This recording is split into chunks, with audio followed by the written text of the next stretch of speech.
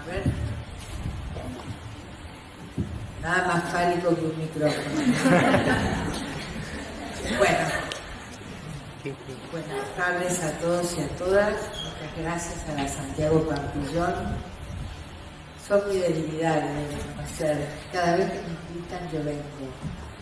Me siento muy honrada. El otro día en la presentación de un libro, acá en Rosario, un libro que yo saqué hace poco, estaba en el panel una de las fundadoras de la Pampillón de Rosario y al mismo tiempo también una de las actuales.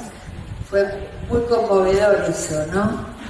Han ido marcando un rumbo, han ido abriendo espacios de pensamiento, espacios de militancias, no se han conformado con lo que había.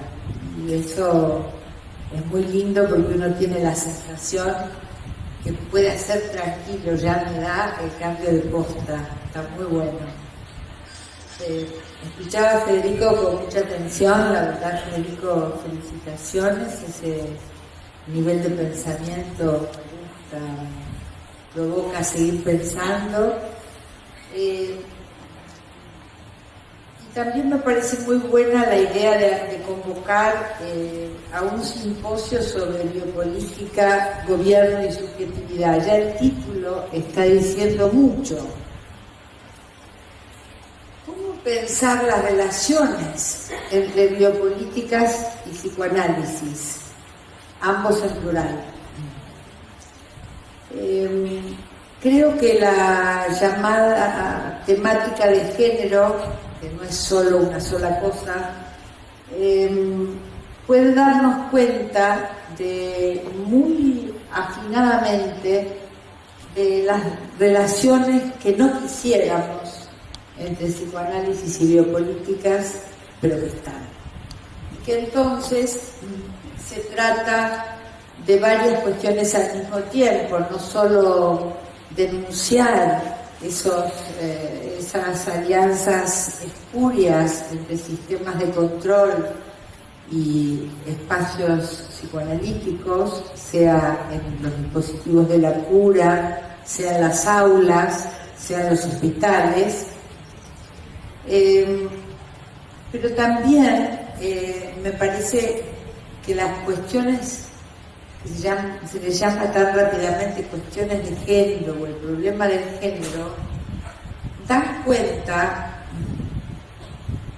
de varias cuestiones, algunas profundamente epistémicas, otras exclusivamente clínicas, otras políticas, que tendríamos que ir viendo en su particularidad.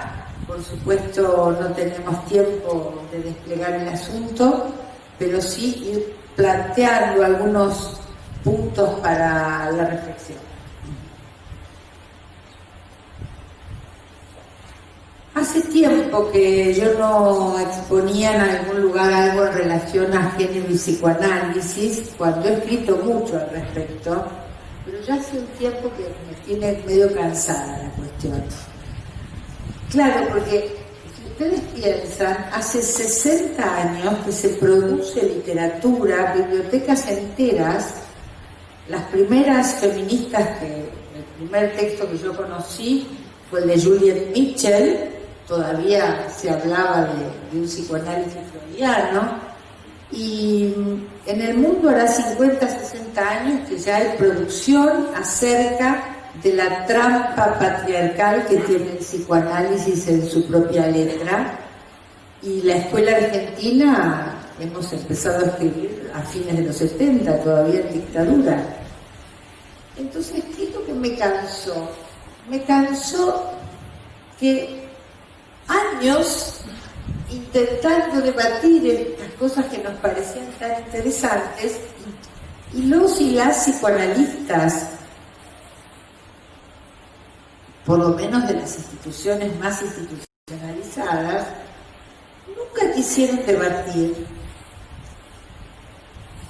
Y en realidad han hecho de cuenta que no existimos. Es muy interesante porque nos han tratado a todos como mujeres. Entonces, ¿qué hay ahí? son una apertura conceptual, como plantearon los desafíos feministas en el llamado primer mundo en los 60 y fines de los 70, principios de los 80, bibliografía importante de lo que en otros lugares del mundo llaman la escuela argentina, que después les voy a contar de qué se trata, cómo se inventó eso sin querer queriendo. Entonces, una primera pregunta que tenemos que hacernos es por qué, y lo voy a decir con toda intención, ¿por qué razón ese conjunto de saberes y prácticas llamado psicoanálisis es impenetrable a las teorías de género? ¿Qué está defendiendo en esa virginidad a ultranza? Tendría que consultar a alguna sexóloga, porque es algo absolutamente impenetrable, y ahí hay un síntoma. Hay un síntoma político, hay un síntoma epistemológico, hay un síntoma clínico, hay un síntoma conceptual, o muchos síntomas en esto. Pero entonces, al principio, cuando yo empecé a escribir sobre las cuestiones que las teorías de género permitían interrogar al psicoanálisis, yo llegaba a mis congresos muy contenta con lo que había escrito a debatir con los psicoanalistas. Era un desprecio, como dicen los chicos, un ninguneo. Incluso una vez, me acuerdo en un pasillo, digo porque lo personal es político, ¿no? En un pasillo de un congreso con los principios de la democracia, un psicoanalista lacaniano ya muy encumbrado, yo había expuesto las cosas que había llevado en relación a hacer un análisis epistémico de la lógica de la diferencia. No estaba diciendo panfletos feministas reivindicativos, estábamos haciendo verdadera deconstrucción de la categoría de la diferencia. No solo yo, éramos todo un grupo trabajando. Y el buen hombre se me acercó así a producir irritación lo que llevábamos. Nunca nadie había, no yo, sino éramos todo un colectivo que fundamos el Centro de Estudios de la Mujer en el año 79, y ahí Gloria Montes, Marta Rose, Belirene Meller, Mabel Murillo, las que proveníamos de formación psicoanalítica, empezamos a producir estas cuestiones. Bueno, empezaba a parecer como algo exótico, como, ¿quiénes son estas fálicas, no? Y entonces él me dijo, pobre, murió muy joven de un ataque al corazón, en realidad le fue peor a él que a mí en la vida, pero él me dijo, una mujer que piensa así se va a quedar muy sola. Ustedes se ríen, pero no había discutido una sola de las ideas que nos llevaba. Es una descalificación, me importa un pepino si él pensaba que me iba a quedar solo o no, era mi problema. En general, uno tiene que saber estar acompañado y también saber estar solo. Pero no te hablo de nada de lo que dijiste y te tiro al cuerpo, vos hablabas de las corporalidades, y te tiro derecho al cuerpo para quebrarte. Fantástico. En esa época yo era muy joven y además tenía mucha polenta, así que no me importó, pero no dejé de ver la forma aviesa que elegía para dar el combate, no el plano de las ideas. Ustedes podrían decir, bueno, era uno en particular, ¿no? Pero en general, en estos ya 40, 50 años que estamos llevando estos temas, esa es la actitud. Hacen de cuenta que no hablamos o atacan por los márgenes. ¿Qué estarán defendiendo y de qué se estarán defendiendo para que no puedan debatir ideas? Es muy interesante. Y fíjense ustedes que el único gran debate entre el concepto de género y el concepto de diferencia sexual lo dan Judith Butler, a quien vos mencionabas, y Zizek, y lo toma Zizek en un bellísimo libro. Es un gordo medio chanta Zizek, pero ese es un libro muy serio, que se llama El espinoso sujeto, ¿no? Espinoso por difícil, espinoso por espinosa, en fin, la polisemia del lenguaje. Y la segunda parte del libro está dedicado al debate género o diferencia sexual. Pero fíjense que Zizek viene de la filosofía política y él es el que va a tomar, a reivindicar la categoría de diferencia. Hasta ese momento hicieron de cuenta que no existíamos, bueno, como históricamente corresponde. Entonces vuelvo a la pregunta: ¿qué es lo que está en juego ahí para que no haya diálogo? Igual, ustedes saben que las venganzas se disfrutan frías, por lo tanto, con la categoría de género no hicieron nada más que denigrar. Total, eran mujeres. Pero ahora se les viene la categoría de diversidades sexuales. ¿Qué van a hacer con la lógica binaria de la diferencia sexual? ¿Dónde se la van a meter? Va a estar fantástico. Claro, porque ahora lo que no pudieron discutir con la noción de diferencia sexual en relación a las diferencias entre hombres y mujeres, que lo que está en juego ahí no es la diferencia sino la desigualdad. Escribí hace poco un texto sobre las diferencias desigualadas. Pero el mundo fue cambiando y lo que teníamos hasta hace 40, 50 años, que eran varones heterosexuales, mujeres heterosexuales, varones gay afeminados y mujeres lesbianas llamadas marimachos, en la clínica ni en la vida la categoría de diferencia sexual, binaria, atributiva y jerárquica quedaba tocada, porque había que hacer de cuenta que volvían a ser un poco exóticos, pero remedaban varones, remedaban mujeres. Con la cuestión de las diversidades sexuales, lo transgénero, transexo, operaciones, no operaciones, el estilo ambiguo, toda esta estética de la ambigüedad en vez de definir varón o mujer, que es tan perturbadora, porque frente a alguien que apuesta a la seducción desde una estética de la ambigüedad, nunca sabes muy bien desde qué lugar tuyo te atrae.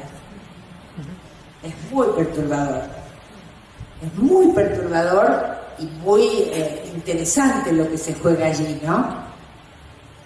Pero volviendo a años atrás, entonces ahora, si un debate que atravesó 40, 50 años con un mal destino, que era género o diferencia sexual, que ahora voy a ir ahí, hoy tenemos el problema de cómo se produce la transición de la cuestión de la diferencia a las diversidades sexuales. Cómo hoy, en el social histórico, van cambiando las lógicas sexuales. Pero para eso tenemos que tener una idea del sociohistórico. Pero si vamos a cómo empieza el debate, que da lugar a los feminismos académicos que dieron lugar a los estudios de la mujer, a los estudios de género, y que entonces lo que cuestionaban era la invisibilización que en cada una de las disciplinas tenía la particularidad, la especificidad que aportaban las mujeres. Así empiezan los estudios del género, los estudios de la mujer. Estos estudios de la mujer empiezan en Buenos Aires en 1976 más o menos, que Gloria Bonder convoca. Ya existían grupos feministas que, bueno, como estaba en plena dictadura estábamos un poco quietitos, pero tal vez el más adelantado de todos fue Perlonger, ¿no? Perlonger ya antes de la dictadura trabajaba desde categorías de lesianas que hoy después vemos en Rossi Braidotti con la idea de sujetos nómades. Bueno, lean Perlonger, lean la poesía de Perlonger, es una maravilla. Pero él fue un gran adelantado, creo que cuando todavía estaba en Buenos Aires antes de irse a Brasil, creo que no lo supimos aprovechar muy bien, tipo fantástico. Bueno, ahí se arma el Centro de Estudios de la Mujer, en la Goethe-Schule, en el Goethe Institute, perdón, y este Centro de Estudios de la Mujer empieza a trabajar cuestiones ligadas a la subjetividad, porque hasta ese momento lo que había eran cuestiones de sociología y género, había antropología y género, pero las disciplinas sí todavía no habían empezado. Le llaman Escuela Argentina a este grupo de psicólogas que empezamos a trabajar las cuestiones del psicoanálisis, entre las que incluyo a Emil Sergio Bleichmar, aunque viva y a Silvia Ruber, aunque viva en España, ¿no? Y la verdad que hemos escrito mucho y hemos trabajado muy diversas cuestiones en relación a esta relación tan difícil entre género y psicoanálisis. Es muy interesante porque el argumento descalificador con el que entonces se caía la categoría de género era decir que no es una categoría psicoanalítica, es una categoría sociológica. Es muy interesante la ignorancia, porque decir sociológico ahí quería decir no corresponde al campo del psicoanálisis, pero la categoría de género no viene de la sociología, sino de los estudios de la mujer, que como los estudios culturales, los estudios postcoloniales, etcétera, etcétera, son áreas transdisciplinarias. Y acá vamos a tener el primer gran problema con el que tendría que lidiar el psicoanálisis si no hubiera preferido ignorar el problema. Y es un campo de saberes y prácticas profundamente unidisciplinario. Y todos los aportes de este tema vienen de otras disciplinas. Creo que hay una tensión que hay que sostener, que es importante sostener y no dirimir, que es la tensión entre producción de conocimiento unidisciplinario y multidisciplinario tendiente a lo transdisciplinario. Porque no es que esté mal producir conocimientos unidisciplinarios, el problema es suponer que lo que mi unidisciplina define como su campo, como su objeto, como su método, es lo único que es. Ahí hay una traspolación ontológica. Entonces, el psicoanálisis habla de las dimensiones inconscientes. Freud inventó un inconsciente y puso una narrativa que luego otros irán desarrollando, transformando. Pero esto no es lo que el inconsciente es.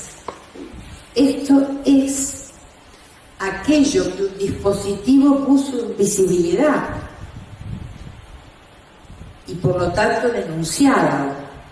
Entonces, cuando suponemos que lo que nuestros dispositivos ponen en visibilidad hablan de lo que es, ahí hay un problema de grave transgresión ontológica. Y es la pieza básica, esta ontologización, es la pieza básica de lo que ustedes ven como dogmatismo, etcétera, etcétera. Bueno, ahora parece que está de nuevo Althusser, así que vamos a nombrarlo. En una época era como pasado de moda, ahora está muy de moda nuevamente Althusser, y para leer El Capital, que es un texto de él maravilloso. Althusser dice, él se refería a los marxistas de su época, hablaba de lectura bíblica del texto. ¿Qué es una lectura bíblica del texto? Es como la Biblia. Para el creyente, en la Biblia hay verdad. Entonces, si Lacan lo dijo, es verdad. Esto es una lectura bíblica. La lectura bíblica del texto es una lectura que garantiza la dogmatización y por lo tanto las escuelas, los ortodoxos, los heterodoxos, los expulsados, bueno, todas estas cosas. Pero lo que a nosotros respecta,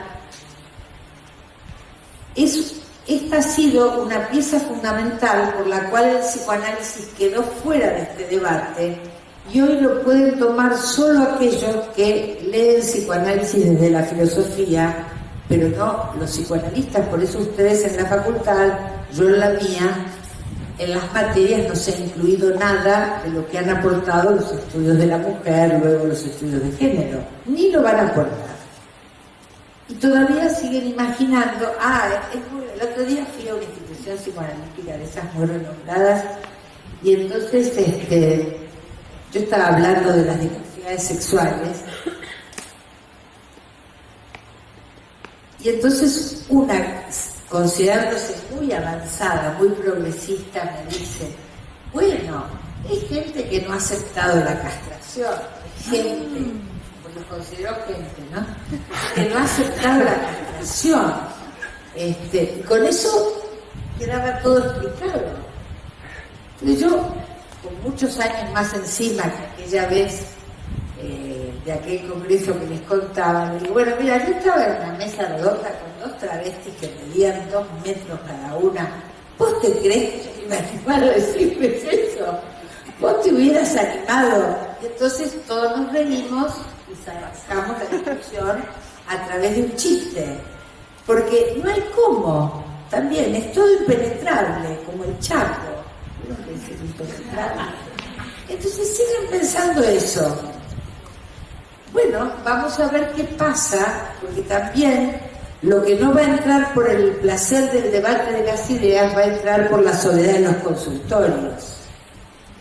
Porque la gente que está con dificultades, que necesita ser escuchada y necesita un espacio para pensar, discrimina muy bien qué analista ha ampliado su dispositivo de escucha y quién no. Entonces, por allí vendrá. Pero, ¿cuál es el problema de esta ontologización base de la dogmatización? Es que no puede pensar aquello que no venga de la unidisciplina, y todos los aportes de estas cuestiones vienen de espacios muy transdisciplinarios. Primera cuestión.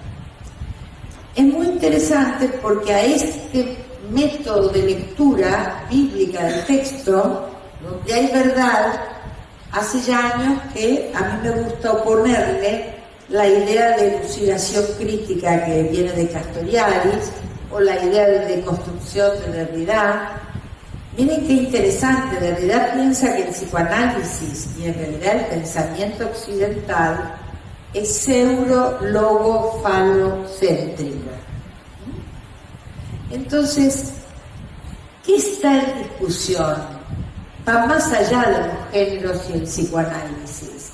Lo que está en discusión es la idea de un sujeto universal, la deconstrucción del universalismo de un sujeto que en realidad creemos, el sujeto filosófico estoy hablando, porque con la cuestión de barrar el sujeto no resolvemos la cuestión de fondo de la trampa hermenéutica que encierra la universalidad del sujeto. ¿Qué es? Dicho muy simplemente, y ustedes disculparán el esquematismo, pero si no, no tendríamos tiempo. En realidad es un varón, el sujeto, es un varón europeo, blanco, cristiano, heterosexual, adulto, ni joven ni viejo, y así podríamos seguir. Entonces, aquella vieja ecuación que las primeras feministas habían planteado de hombre con mayúscula igual hombres con minúscula, sigue absolutamente vigente en el corazón mismo de estas conceptualizaciones. ¿Cuál es el problema de la lógica de esa diferencia? Que no pudo escuchar que lo que los feminismos me estaban diciendo desde hace 40 años es que el problema, como decía, no era la diferencia, sino la desigualdad. ¿Qué quiere decir que se pueda pensar la diferencia sin pensar la desigualdad? Que se va a pensar en canon de la hegemonía. Entonces vamos a pensar en cualquier disciplina, el psicoanálisis, la antropología, la economía política, vamos a pensar como propio de lo humano aquello de los varones blancos, heterosexuales, etcétera, etcétera, etcétera, y vamos a creer que eso es lo humano, y el que no encuadre ahí va a ser pensando en menos, en defecto, anomalía, inferioridad, peligrosidad, enfermo. Las mujeres siempre somos locas, lo cual es un poco cierto, pero hay que dar las razones sociohistóricas, ¿no? Esto que decía Federico, la histeria que no quiere saber, ¿no? Es que no debe saber, porque en esta ecuación que después el psicoanálisis va a retomar, donde las mujeres pareceríamos más pendientes del reconocimiento que de nuestros propios deseos, sobre esta distracción de las histéricas se ha organizado la monogamia occidental. Para eso, solo así puede haber sujetos de deseo. Si hay otros que, de tan distraídas, nunca serán sujetos y serán solo objeto de deseo. Pero esto organiza todo el occidente. Entonces, esta distracción es absolutamente necesaria y funcional para la sociedad occidental desde los tiempos y hoy para la reproducción del capitalismo. Fíjense que a más desregulación del capital, a más países muy ricos y otros muy pobres, a más vulnerabilidad de las muchachas pobres porque mueren en los abortos, de las muchachas que pueden pagar sus abortos, pero que viven una vulnerabilidad tal que cuando las agarra un tipo posesivo, controlador, etcétera, etcétera, creen que él las ama mucho y no se dan cuenta que van camino al femicidio. Toda la conyugalidad hay que repensarla, homosexual, heterosexual, bisexual, como quieran pensarla. La relación de los amores de cualquier orden y la institución conyugal, fíjense que con la ley del matrimonio igualitario, que por supuesto es un gran avance, etcétera, etcétera, vamos a tener que van a entrar en el camino sin salida que los heterosexuales vamos dejando. Pero bueno, cada cual tendrá que hacer su experiencia. Entonces, ¿de qué estoy hablando con esto? Estoy diciendo que un psicoanálisis que pueda escuchar la desigualación de la diferencia es un psicoanálisis que va a resistir a la biopolítica. Mientras que un psicoanálisis que no pueda pensar cómo la subjetividad se construye en el seno mismo de relaciones de poder de género, de etnia, de clase, de grupo etario, en realidad parece que monta un escenario de la cura, pero insensiblemente va camino nada más ni nada menos que a ser un efector eficiente del control social. Fíjense ustedes que Lacan parecería ser que remoza el psicoanálisis y de hecho a mí me parece un pensador de los más importantes del siglo XX, más allá de la clínica, más allá del psicoanálisis, ¿no? Pero fíjense, con todo lo que transforma, sin embargo, conserva la misma lógica de la diferencia que tenía Freud. Y si nosotros tomamos esa expresión de Lacan, de la mujer no toda en el orden simbólico, y por lo tanto un poco fuera de la ley, fíjense ustedes que va a hablar, y entonces con eso quieren calmar a las muchachas histéricas que reclaman, que en realidad no es una minusvalorización de las mujeres, sino por el contrario, porque se hablará de un plus de goce, de un goce suplementario. ¿Qué es esto de que ella goza pero no se entera? ¿Qué está naturalizado ahí? Primero, podríamos decir al revés, pobres estos varones masculinos patriarcales que creen que tienen que estar dirigiendo el tránsito en medio del erotismo, ¿no? Es muy lindo abandonarse y que otro dirija el tránsito. Él va a disfrutar mucho menos que una, pero así están las cosas. Pero luego no se ve nada del orden político del erotismo.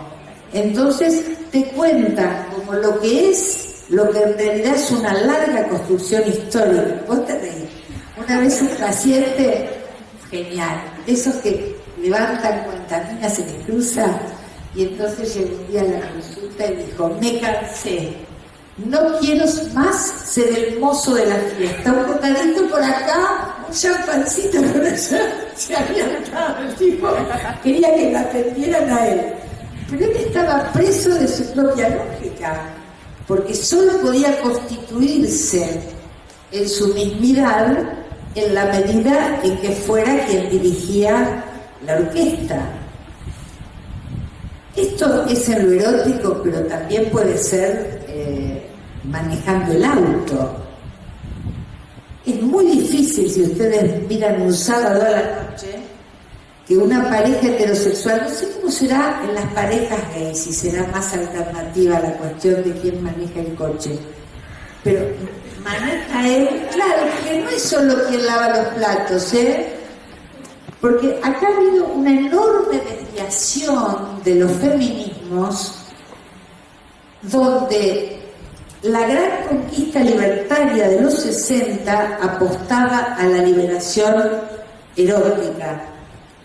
Y ahora la discusión pasa por las tareas domésticas.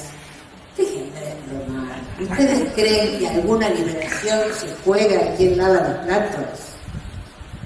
Sin embargo, las muchachas creen que ahí se juega algo importantísimo en la igualdad de los géneros. Bueno, son temas largos, pero quiero, para terminar, quedarme un momentito en esto de la mujer no toda. Esta idea de un poco fuera de la ley, les recomiendo un texto bellísimo de Milce Dio Bleichmark, que se los traje y lo dejo para fotocopiar, que se llama Los pies de la ley en el deseo femenino, que está en una compilación que yo hice hace mucho tiempo, por eso no se consigue ya, que es Las mujeres en la imaginación colectiva. Entonces, ¿qué es esta idea de goce suplementario? ¿Qué es esta idea de ella goza pero no se entera? Porque no se trata de si ahí se describe. El problema es que si vos no ves cuáles son las condiciones histórico-políticos subjetivas para ese goce suplementario, para ese goce no letrado, no vamos a entender nunca cómo se construyen los géneros y cómo se desarman. Porque esto es histórico, este es el modo en que se armó el orden sexual moderno, y esto es lo que se está desquiciando. Que dejan de coincidir cuerpos, géneros, sexos, prácticas y deseos. Esto que había armado la casa en orden, esto que era el orden sexual de la modernidad y que instauró por primera vez en la historia de Occidente, o sea, siglo XVIII, siglo XVII, por primera vez se pensó en lo heteronormativo. Si ustedes leen los poemas de Shakespeare, los poemas de amor de Shakespeare, es muy difícil saber si están escritos a un varón o a una mujer. Si ustedes miran la historia, no solo de los griegos, van a ver que Occidente fue muy lentamente heteronormativizando su sexualidad, y para eso tuvo que armar un modo muy particular de conyugalidad, que fue el matrimonio heterosexual, ese de todos los hijos que Dios manda, etcétera, etcétera.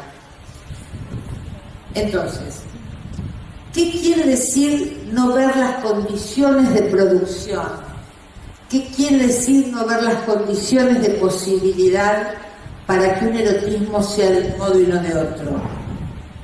Quiere decir establecer como universales aquellas cosas que construyó la historia. ¿Y para qué las construyó la historia? ¿Para qué las agudiza hoy la historia? Porque vivimos en un mundo de desiguales. Y entonces, como decía Rosa Luxemburgo, el capitalismo explota para discriminar y discrimina para explotar. Si vos no ves las condiciones de la desigualación ¿de qué? De las clases sociales, de las etnias, de las construcciones de las sexualidades, estos procesos de desigualación, si no se puede pensar eso, no podemos escuchar el debate género-diferencia. Y mucho menos van a haber condiciones para poder pensar el paso político, existencial, lógico, epistémico, teórico, conceptual, filosófico, del paso de la diferencia a las diversidades sexuales. Y en este punto me parece que tanto las mujeres con su subalternidad histórica como los movimientos de las diversidades sexuales, como los varones antipatriarcales, etcétera, etcétera, me parece que tenemos que ir trabajando en conjunto. Fue muy interesante, algo impensado para 10 años atrás, cuando la ley del matrimonio igualitario y la identidad de género, estábamos todos ahí, y están todos disponibles también para salir a la calle para lograr la legalización del aborto. El kirchnerismo nos traba un poco, pero bueno, ya se podrá. Pero a lo que voy es que un gay no dice: a mí no me interesa la ley del aborto porque no me atañe. Yo no digo: no me interesa la ley del matrimonio igualitario porque no me atañe. Esto hace 10, 15 años era impensable, porque cada cual estaba en su agujerito como el sapo del pozo, como dice Amartya Sen, el premio Nobel de la Paz, ¿no? Cada diferencia con su cuestión, con su pequeña cuestión. Y me parece que si son múltiples los modos de discriminación y desigualación para mantenernos en la subalternidad, múltiples también son, y ampliaremos, aquellos modos de resistencia que permiten correr los bordes de lo posible. Y hoy entonces, si bien haya reivindicaciones específicas de cada una de las cuestiones desigualadas, también es cierto que ya casi en automático salimos a la calle cuando hay que luchar por alguna ampliación de derechos. Y las ampliaciones de derechos no son solo ampliaciones de derechos civiles, son ampliaciones de derechos de la subjetividad. Porque para que las mujeres tomen roles más activos, se empoderen, se autonomicen, también tienen que sentir que tienen el derecho a hacerlo. Y sentir el derecho a un erotismo libre es complicado, porque hay que ver dónde está el partener que se permita ser explorado, que pueda gozar de las pasividades si ella se pone activa. Porque hay dos cuestiones que para los varones heterosexuales son terriblemente temibles. Una es la que ubican como lo insaciable del deseo femenino. Chicas, no se lo vayan a creer, no hay nada insaciable en este mundo, pero ellos le tienen terror a esa insaciabilidad. Y la otra es el terror a la ira femenina, ¿no? Las mujeres podemos hacer mucho escándalo, pero hay una enorme relación entre las cuestiones de la ira y el haber fantaseado que ella era insaciable, porque como fantasea que es insaciable, empieza a evitar el contacto erótico y ella se enoja, claro, y reclama. La otra cuestión, la otra rareza histórica es por qué razón las mujeres en el avance de todo, entre comillas, de la liberación femenina, habremos imaginado a fines del siglo XX que era un avance sociohistórico poner la idea del placer sexual al interior de la pareja y la familia, cuando los varones muy sabios nunca juntaron esas cosas. Esto ha traído una enorme complejidad en el mundo heterosexual, que es que la institución que necesita mayor estabilidad, como es aquella que va a criar los hijos, está basada en lo más errático del ser humano, que es el deseo sexual. Pero las chicas creo que no nos animamos a estar por la calle de Levante y entonces exigimos todo a ese pobre muchacho que no sabe qué hacer frente a tanta demanda de tanto tipo. Pero ha sido, creo, tal vez un error histórico de las mujeres que ya subsanaremos.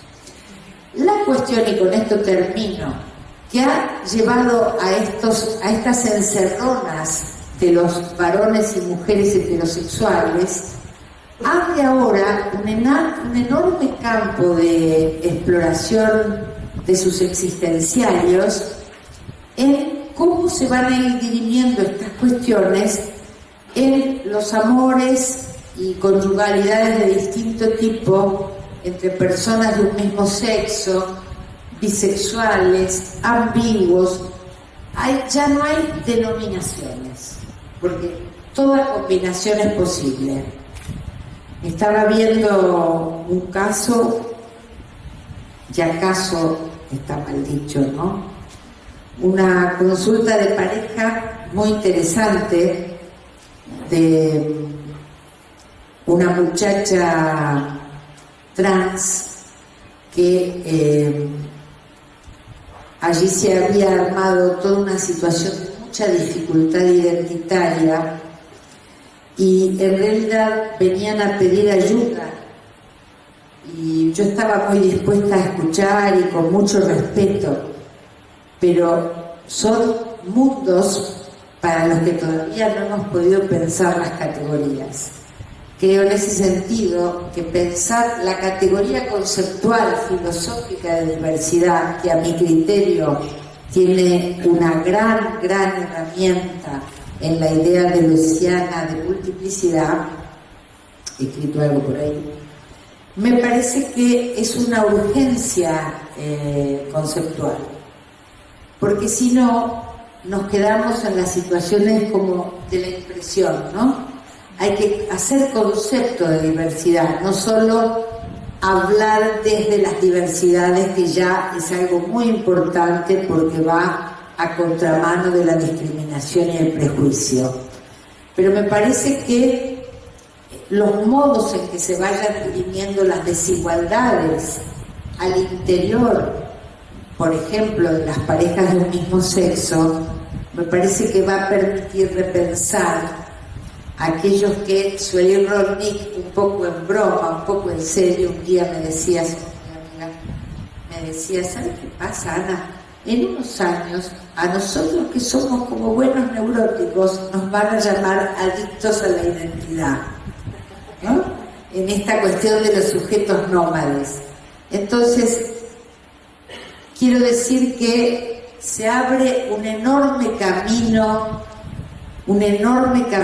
tanto en el plano político como en las vidas personales de cada quien, como en el plano de la filosofía y la producción de conceptos, porque hay que barajar y dar de nuevo.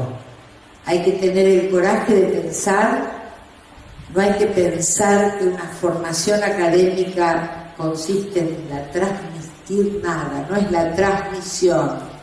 Hay que transmitir los saberes básicos, por supuesto, pero hay que poder aprender a pensar, a imaginar lo impensado, y solo así podremos un poquito cada quien correr los bordes de lo posible. Muchas gracias.